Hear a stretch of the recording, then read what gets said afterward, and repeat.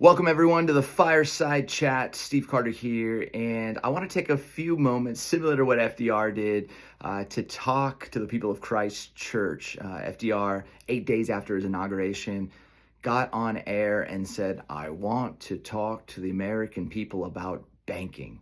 And over the course of his presidency, I think he did 31 of these fireside chats talking about matters of the time and day, and he really just helped, I think, the nation exhale. He was just a real gift. So today, if I had to start like in FDR fashion, I would say I want to take a few minutes to talk to the people of Christ Church about framing. Framing. Now, if I were to ask you, what's your hobby? I'm sure you have hobbies that everybody would suspect. You know, it's grilling, it's gardening, it's baking, it's traveling. You're a foodie, you like sports, you're a Cubs fan. Like we have these ones that most people know, but have you ever realized that everyone has a secret hobby, like a hidden hobby? Like for instance, mine would be I collect presidential pins. And so I just going back to like the 1800s, I have all of these pins. Whenever I walk into an antique or vintage shop, I'm always going to the buttons first to see, like, are there any presidential pins that I can add to my collection.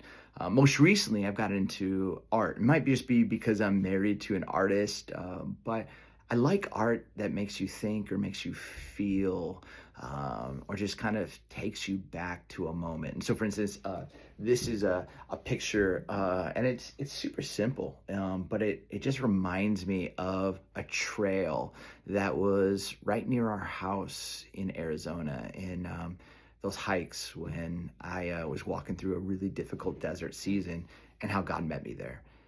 There's another one that I saw recently, and this is a photo that someone took and that I picked up at a farmer's market in California.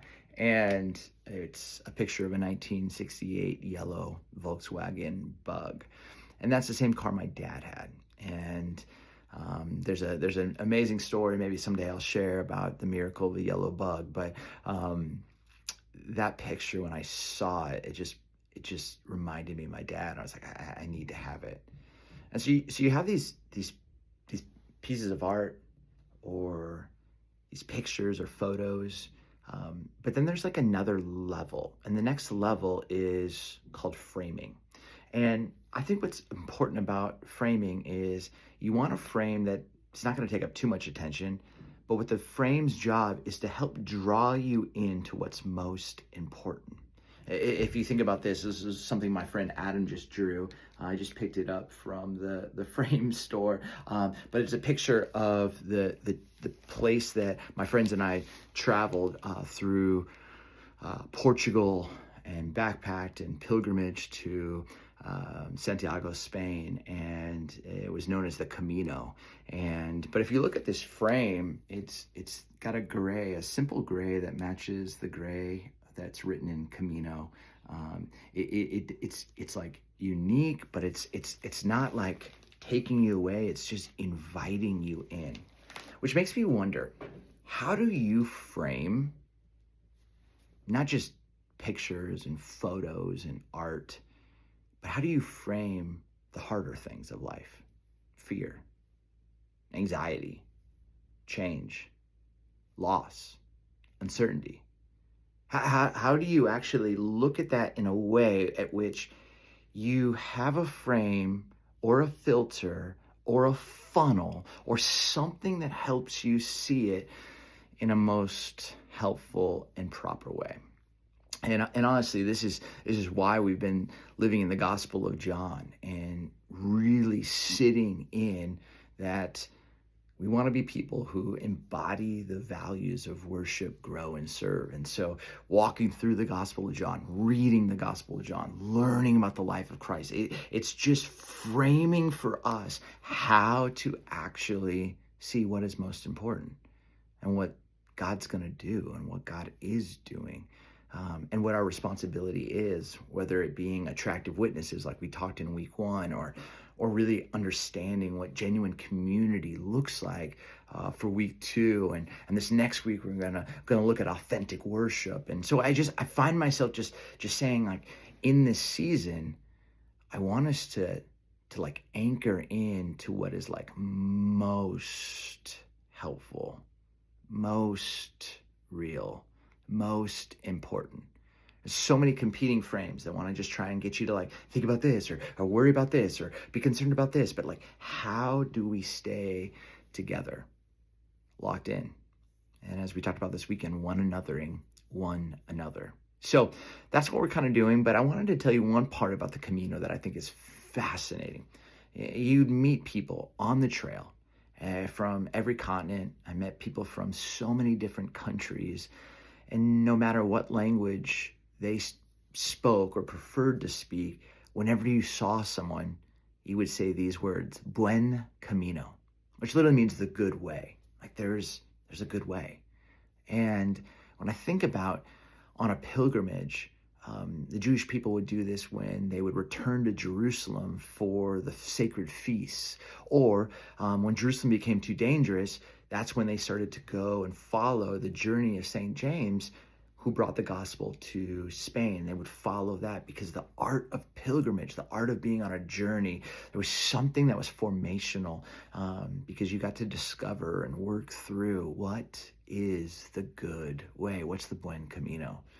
And I think that's what I've just been focusing in on, like the Buen Camino of the last 60 years at Christ Church, the good way that has been modeled from the volunteers and the staff and the congregation and our trustees and elders and leaders. I've seen just time and time again, there really truly is a good way. And so I just wanted to remind you of that. You know, wherever you are, whatever you're facing, sometimes we can just zoom in so close. I'm so sorry, so close. And we're looking at something, some object so close. And we're missing what the actual picture really is supposed to be, because we've just framed it wrong. We've just zoomed in. And so I think that there is a good way. I think there's a good way for our church. I think there's a good way for you individually. And in this season, we are just committed to anchoring in to the most beautiful things. One of the things that I'm super excited about is as we enter into Lent this year, at our 10:45 a.m. classic service, we're going to be doing communion every weekend during Lent.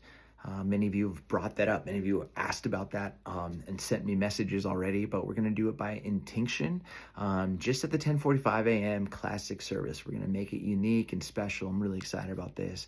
Our 10:45 a.m. contemporary the last couple of weeks has just been like standing room only, and that's been incredible. And if you saw on the weekly update, we've just invited you, if you can, sacrificially make a change to the 9 a.m. Classic, or the 10:45 classic, or the 9 a.m. contemporary, or the 10 a.m. Butterfield campus. That would be amazing. But man, there's just so much good. Please be praying for me because I get to join 130 plus middle schoolers this weekend, and our amazing middle school staff and student staff up in Lake Geneva, getting to talk 4 sessions to middle schoolers. And that's where I got my start in ministry, is working in middle school ministry. So I'm excited about that, but really be praying that this could be a time where students don't have to think about like what they have to do for God, but how God in Christ wants to be with them. The same is true for us. It's not about like what we do. It's what's been done for us, and that Christ wants to do this life with us. So, my brothers and sisters, may you discover the Buen Camino. May you frame what you need to frame in a way that keeps you centered on what's most important. And may we keep one another in one another. Much love, grace and peace. And until next Wednesday or the following Sunday, can't wait to see you. Blessings.